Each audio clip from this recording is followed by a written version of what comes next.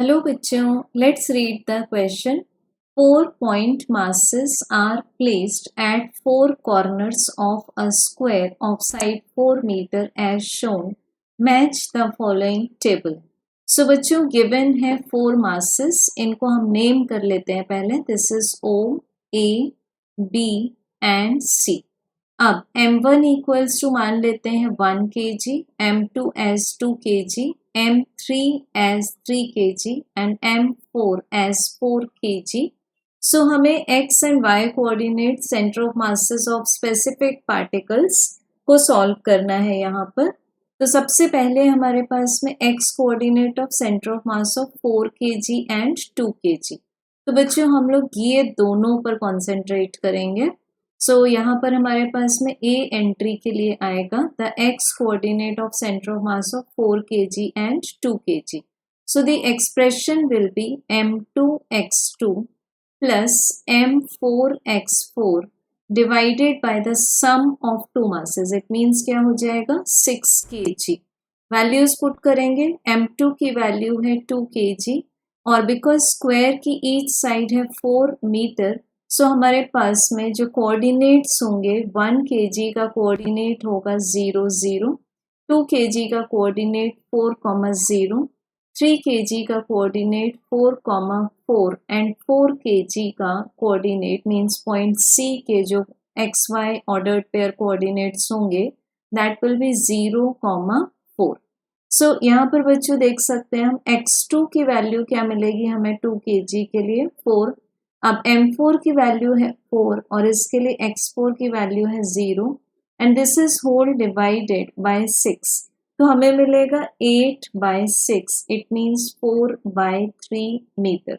So we can check that the answer और correct matching for A will be Q. अब देखेंगे बच्चों B के लिए. B के लिए हमें पूछा हुआ है x coordinate of centre of mass of 4 kg, 2 kg and 3 kg. सो इसके लिए हम लोग डिफरेंट कलर यूज कर लेते हैं. 4 kg, then we have to check for 2 kg and 3 kg. तो इसके लिए हम एक्सप्रेशन क्या लिखेंगे x coordinate of centre of mass of 4 kg, 2 kg and 3 kg. This is यहाँ आ जाएगा हमारे पास में m2x2 plus m3x3 plus m4x4 and this is divided by the total of 2 kg plus 3 kg plus 4 kg. It means ये हो जाएगा 9 kg. अब बच्चों coordinates put करेंगे.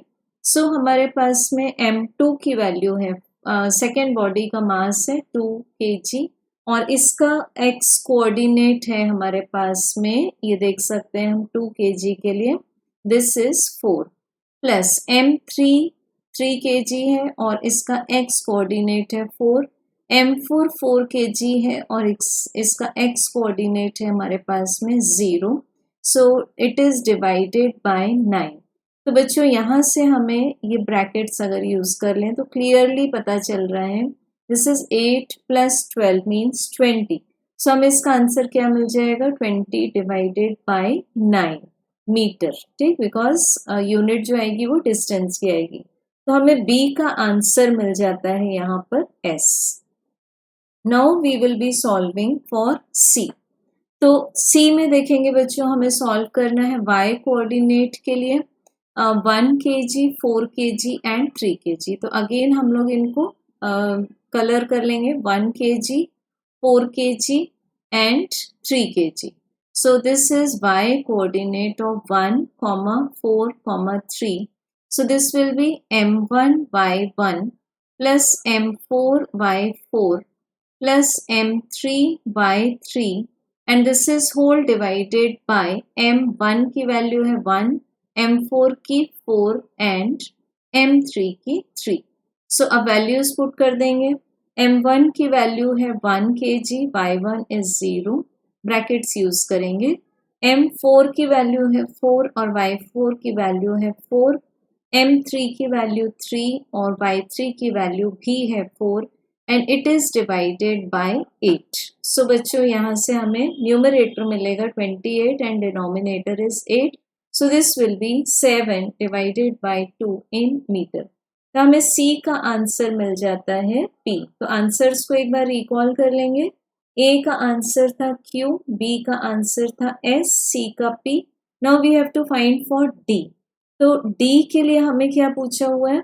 Y coordinate of 1 kg and 3 kg. So this is 1 kg and this is 3 kg. तो इसको solve करेंगे अब D को। So Y coordinate of 1 kg and 3 kg will be M1 Y1 plus M3 Y3 and this is whole divided by 1 plus 3 masses. तो ये हो गया 4 kg। Values put कर देंगे। 1 multiplied by 0 plus 3 multiplied by 4 divided by 4। तो 12 bye 4 का answer आ जाएगा 3 metre. So बच्चों हमें डी एंट्री का आंसर मिल जाता है R। So we can check the correct sequence for answers is Q S P R। सो इसको जब चेक करेंगे बच्चों हम ऑप्शंस में Q S P R, we get correct answer as option number 3. Thank you.